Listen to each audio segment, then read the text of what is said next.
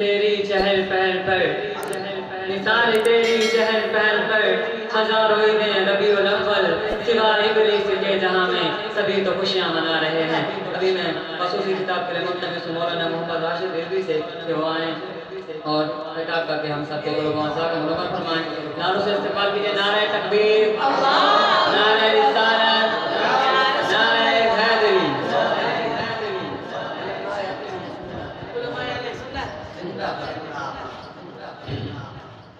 نحمده ونصلي ونسلم على رسوله الكريم أما بعد فأعوذ بالله من الشيطان الرجيم بسم الله الرحمن الرحيم لقد من الله على المؤمنين إذ بعث فيهم رسولا صدق الله العظيم وصدق رسوله النبي الكريم الأمين ونحن على ذلك لمن الشاهدين والشاكرين والحمد لله رب العالمين۔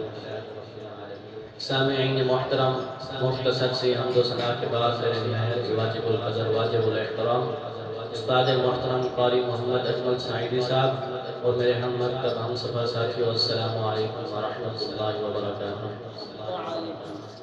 سامعین محترم، آپ حضرات کے سامنے میں نے قرآن مجید فرقان حمید میں سے ایک آیت پڑھنے کا شرف حاصل کیا ہے۔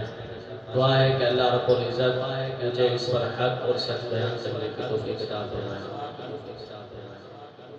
اللہ تعالیٰ کا بے پناہ کرم ہے کہ اس نے ہم سب کو سب سے پہلے انسان بنایا، پھر اشرف مخلوقات بنایا، پھر اپنے پیارے محبوب کا امتی بنایا، اور اس سے بڑا احسان یہ ہے کہ ہم سب کو میلاد منانے والا بنایا اور حضور صلی اللہ علیہ وآلہ وسلم پر درود پڑھنے والا بنایا۔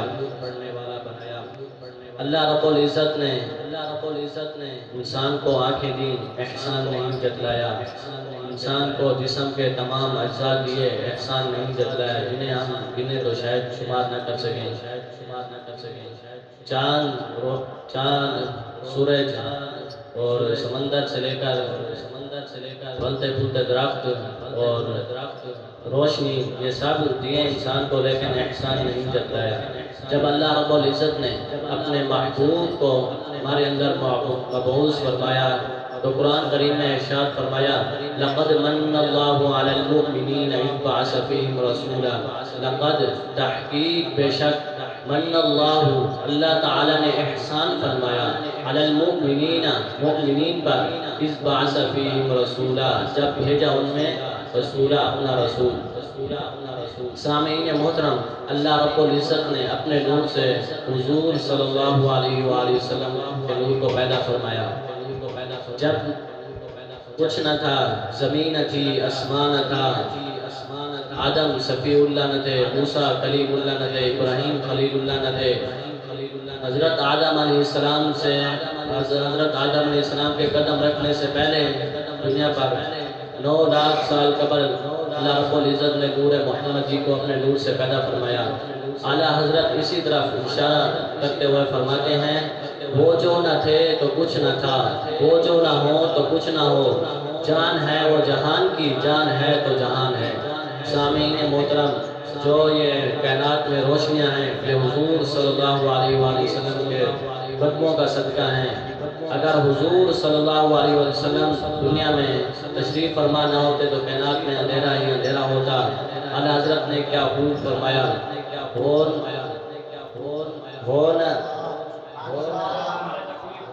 وہ جو نہ تھے تو کچھ نہ تھا، وہ جو نہ ہو تو کچھ نہ ہو، جان ہے وہ جہان کی، جان ہے تو جہان ہے۔ مفتی احمد یار خان نعیمی رحمۃ اللہ علیہ کے پاس ایک شخص آیا، بولا آپ جو یہ محفل کرتے ہیں، میلاد مناتے ہیں، یہاں قاری آتا ہے تلاوت کرتا ہے اور نعت خوان آتا ہے نعت پڑھتا ہے اور عالم آتا ہے وہ تقریر کرتا ہے، یہ کہاں سے ثابت ہے؟ حضور صلی اللہ علیہ وآلہ وسلم کے زمانے میں تو ایسا نہیں تھا۔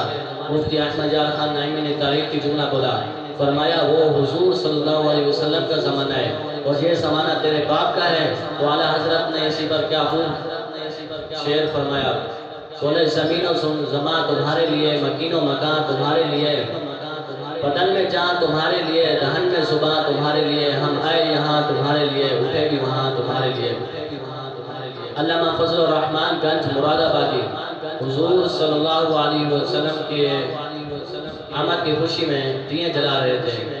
تو ایک آدمی آیا، اس نے سوال کیا، بولا علامہ صاحب یہ تو آپ شرک کر رہے ہیں، یہ تو شرک ہے حضور صلی اللہ علیہ وسلم کی آمد پہ خوشی منانا۔ تو علامہ صاحب نے فرمایا یہ دیے میں جلا رہا ہوں، آپ ان کو بجھا دیں۔ علامہ صاحب نے ایک دیا جلایا، اس نے بجھا دیا۔